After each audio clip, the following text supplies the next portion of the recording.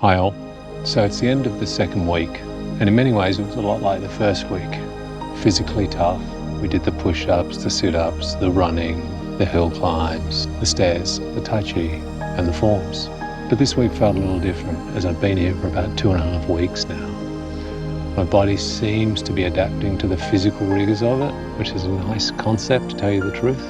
But what I wasn't expecting was, as my body adapted to the physical rigors of this concept, it allowed my mind the space it needed to begin to understand what I'm doing here. And although it was a small understanding and an early recognition, I thought it'd be worth chatting about. So when you arrive, you get welcomed into what the master calls Kung Fu family. And at the start, I kind of thought, oh God, that sounds like a hashtaggy kind of thing. It turns out that was just my perspective, and it was very, very wrong. The Kung Fu family the master speaks of is hard to define, but it's ever present in everything you do here. You're not a tribe, you're not a community, you're a family. And he's constantly reminding you of that. And the wonderful thing is, it quickly becomes ingrained in you. You begin to think differently, feel differently, and act very, very differently. It's strange to say, but your every action and reaction becomes very conscious. You don't just do stuff because you think it's the right thing to do. You do stuff because it's your privilege to help where you can and be helped when you need it. This extends to every moment of every day, which I find strangely profound. There's no negotiations in anything here. You do it because you do it. You don't do things because of a favor might get returned at a later date. It's just really a way of life. You are a family, and it's really strange to consider what this actually means in the greater scheme of things. For me, it's quite simple. It's a place where I feel like I belong.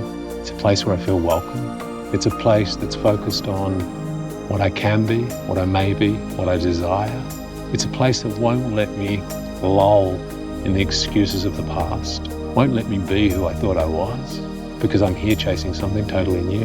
And all of this is done in such a skillful and compassionate way.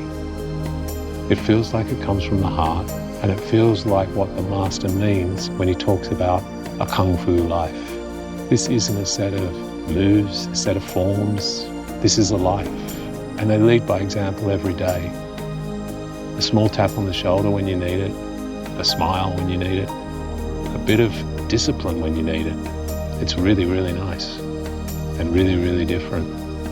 I don't particularly know how to articulate it any better than what I've said, but the master gave a speech yesterday, and it was a long speech. He likes to talk, but the crux of it was that you can't expect to learn without sacrifice. You can't expect to move forward without doing.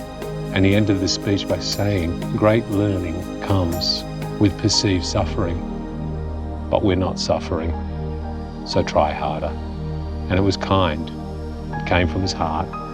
And then he sent us on a 12-kilometer hill run. We felt like we were suffering, but we weren't. We were growing together. Like I said in the first video, it's different here. It's hard to explain. I feel very privileged to have this opportunity, and it's one I look forward to growing into in the future.